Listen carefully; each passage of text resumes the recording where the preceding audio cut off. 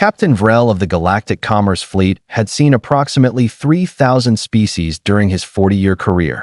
He'd cataloged warriors. He'd documented pacifists. He'd even survived an encounter with the crystalloid hive minds of Sector 9, which still gave him nightmares. But humans?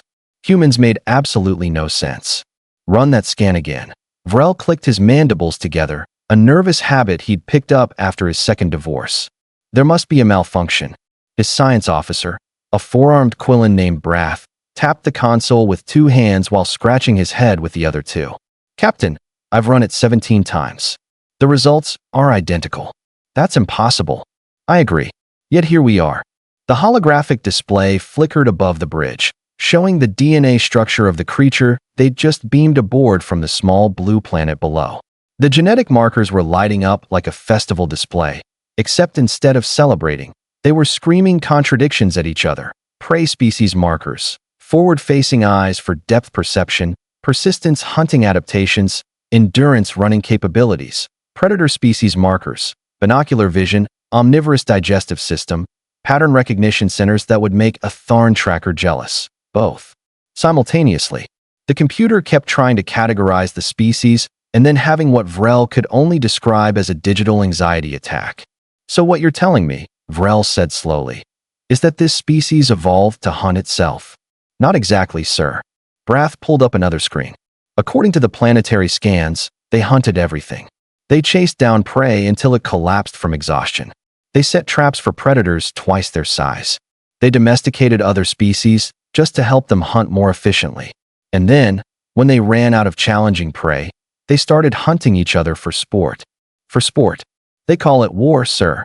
Apparently, it's very popular. A chime echoed through the bridge. The human specimen had woken up in the holding bay. Perfect timing or terrible timing, depending on how the next few minutes went. Bring up the visual feed, Vrell ordered. The screen switched to show their guest. Or prisoner. Or potential threat. Honestly, Vrell wasn't sure which category fit best anymore. The human was male, average height for his species at roughly 1.8 meters, with dark hair and the kind of relaxed posture that either meant complete confidence or complete ignorance. Vrell was betting on ignorance. He usually lost those bets. The human looked directly at the camera, waved, and smiled. Vrell's training manual had described the human smile as either a greeting or a threat display. Sometimes both. The manual had been written by someone who was clearly drunk. Should we establish communication? Brath asked. I suppose we have no choice. Open a channel. The screen flickered. The human's face appeared, still smiling. Those forward-facing predator eyes locked onto Vrell with uncomfortable precision. Hello there, the human said cheerfully. His translator implant, courtesy of the stunning technology they shouldn't have developed for another 1,000 years, worked perfectly. I'm Marcus Webb. You folks seem pretty excited about my blood work. Is there a problem? Yes, Vrell thought. Several problems. All of them named human. We are conducting routine biological surveys, Vrell lied smoothly. Tell me, Marcus Webb, what is your species' primary survival strategy? Marcus tilted his head, considering the question. I mean, we're pretty good at thinking our way out of problems. Big brains, you know? We can't outrun a cheetah or outfight a bear, so we got creative. Creative, Vrell repeated. Sure, we made spears, then bows, then guns, then nuclear weapons. Then we felt bad about the nuclear weapons, so we made treaties. Then we broke the treaties. Then we made better weapons. It's kind of a whole thing. Brath leaned toward Vrell's ear equivalent. Sir, did he just admit to developing planet-destroying weapons and then casually mention breaking peace agreements? I believe he did, yes. Marcus continued, apparently unaware he was describing a horror show. But mostly we just talk things out now. Well, sometimes. When we're not, you know, competing. Humans love competition. Sports, business, politics, video games, baking shows. If it can be won, we'll find a way to make it aggressive. Baking shows. Vrell felt his translator struggling. Oh yeah, those get intense. My sister once threw a pie at someone during a church fundraiser. Good times. This was going poorly. Vrell tried a different approach. What do humans fear? Marcus laughed. Actually laughed. Fear? Man, that's complicated. Heights, spiders, public speaking, death, taxes, running out of coffee. But here's the thing. His smile shifted slightly, becoming something else. Something that made Vrell's survival instincts start screaming. We're more afraid of being bored than being dead. The bridge fell silent. Excuse me. Vrell managed. We'll climb mountains that kill us. Swim with sharks. Jump out of perfectly functional aircraft for fun. We invented extreme sports because regular sports weren't dangerous enough. The most terrifying thing you can tell a human isn't that they might die. It's that they might never really live. Marcus stood up, stretching. So anyway, when do I get to see your ship? This holding cell is nice, but I'm getting a little restless. Vrell looked at Brath. Brath looked at Vrell. They both looked at the genetic scan still displaying its confused results. Prey or predator? Neither. Both. Something infinitely worse than a species that hunted because hunting was interesting. We may have made a terrible mistake, Vrell whispered. Sir, Brath replied. I believe we've made several. On the screen, Marcus Webb smiled wider, and Vrell finally understood what his DNA had been trying to warn them about all along. The demonstration, so here's my counter-proposal, Marcus said, still grinning at the camera like he was at a particularly enjoyable dinner party instead of locked in an alien holding cell. Let me out. Give me a tour of your ship, and I'll explain the whole human thing properly. Promise I won't touch anything important. Scout's honor. Vrell's secondary stomachs churned. What is a scout? Kids who learn survival skills and sell cookies. Very wholesome. Mostly. Your species teaches children to survive and then monetizes baked goods. Capitalism, baby. Brath made a choking sound. Sir, I don't think we should let the human roam freely. According to my research, they have a tendency to touch everything, ask uncomfortable questions, and befriend species that explicitly ask not to be befriended. That's actually pretty accurate. Marcus agreed helpfully. We sent a robot to Mars just to poke rocks and take selfies. We named it Curiosity. That should tell you everything. Vrell's mandibles clicked rapidly, the Quillen equivalent of a headache forming.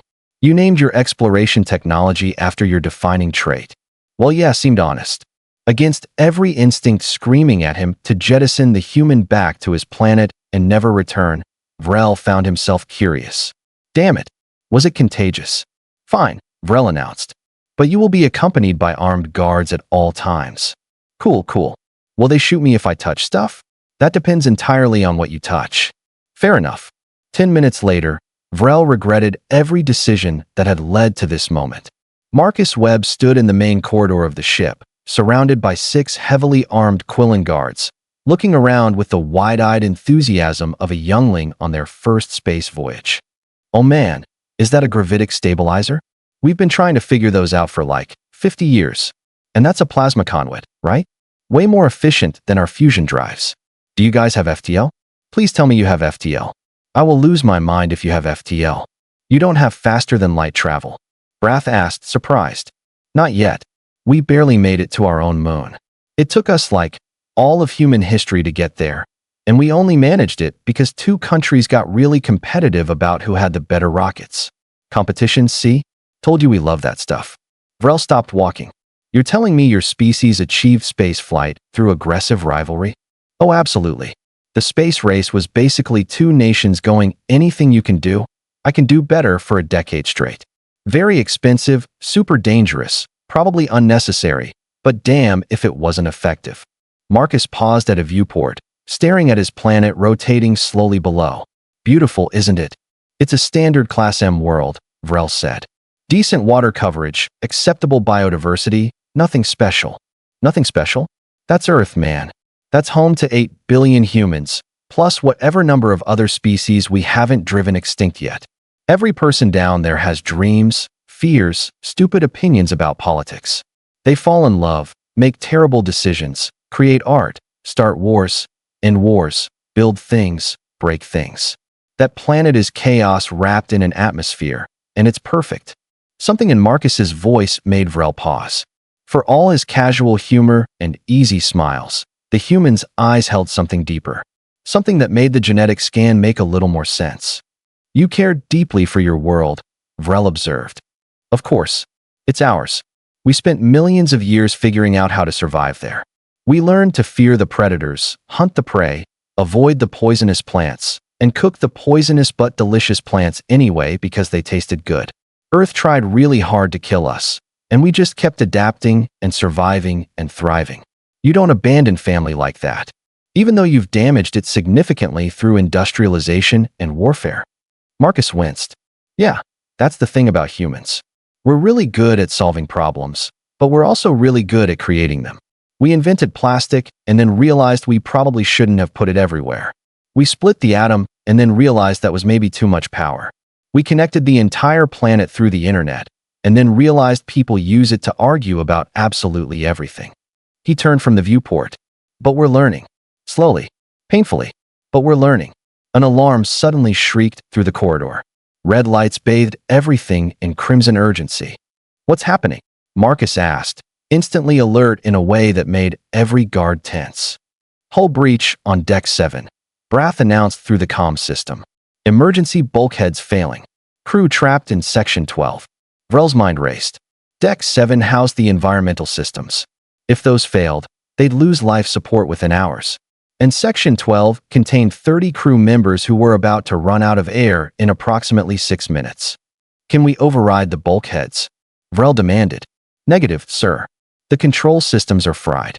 Someone would need to manually crank them open from inside the damaged section, but the atmospheric pressure differential would crush anyone who tried. Then the crew in Section 12 is lost, Vrell said, mandibles drooping. The weight of command had never felt heavier. Wait. Marcus was suddenly all business, the casual demeanor completely gone. How big is the crank mechanism? What kind of pressure are we talking about? Why does that matter? Because maybe someone built specifically to handle terrible situations could do something about it. What's the pressure differential? For atmospheres, Brath said. Lethal for any species we know. But survivable for maybe a minute? Maybe 90 seconds. Theoretically, yes, but the pain would be excruciating and the likelihood of permanent damage. Where's the entrance to Section 12? Vrell stared at the human. You cannot be serious. 30 people. 6 minutes. I can hold my breath for 2 minutes. I grew up doing dumb challenges with my friends. I'm probably your best option here. Marcus was already moving down the corridor. Someone point me toward the problem. The guards will shoot you if you deviate from authorized areas, Vrell warned. Marcus looked back over his shoulder, and for the first time, Vrell saw the predator and the prey and something else entirely in those human eyes. Determination. The kind that had dragged humanity from caves to spacecraft on spite and innovation alone. Then they better keep up. What happened next would be discussed in Galactic Fleet Academy for generations. The human ran, faster than any bipedal species had right to move. He found the manual crank mechanism, ignored all safety warnings, and entered the pressurized nightmare zone. The cameras showed him moving through air thick enough to swim in, every step clearly agonizing. His face turning colors that probably weren't healthy. He reached the crank. He turned it. 1 rotation. 2. 3. The bulkhead groaned open. Crew members scrambled through. Marcus collapsed. The medical team reached him 47 seconds later. His vitals were catastrophic. Internal bleeding, burst blood vessels, possible organ damage. He was smiling. Did they make it? He wheezed. All 30 crew members evacuated safely, Vrell said, standing over the medical bed where the human lay connected to life support. Good. That's good. Marcus coughed, winced. So about that tour. You nearly died. Yeah, but I didn't. That's kind of our thing. We get really close to dying and then don't, and then we do something equally stupid the next day. Vrell's mandibles clicked slowly, processing. Why would you risk your life for crew members you've never met from a species you've only just encountered? Marcus looked genuinely confused by the question. Because they needed help? Because I could do something? Because sitting around while people die when you can act is way scarier than a little pressure differential? He smiled that impossible human smile again. Besides, now you owe me a proper ship tour when I heal up. And there it was. The answer their genetic scan had been screaming the entire time. Humans weren't prey or predators. They were the species that ran toward danger when every survival instinct said run away. They were the ones who looked at impossible odds and said, watch this. They were persistence hunters who never stopped, problem solvers who never quit, and somehow, impossibly, empathetic enough to risk everything for strangers. Prey or predator? Neither. Heroes too stupid to realize they should be scared. Your tour request is approved, Vrell said quietly. Awesome. Fair warning though, I'm definitely going to ask if I can push some buttons. I know. That's what worries me. But as Vrell walked away from the medical bay, he found himself looking forward to it anyway. Maybe curiosity was contagious after all. Or maybe humans just made everything more interesting. Probably both. So what did you think? Did this story surprise you? Let me know your thoughts in the comments below. If you enjoyed this sci-fi story, please hit the like button. It really helps the channel grow. And don't forget to subscribe for more mind-blowing science fiction stories every week. Turn on the notification bell so you never miss an upload. Thanks for watching, and I'll see you in the next story.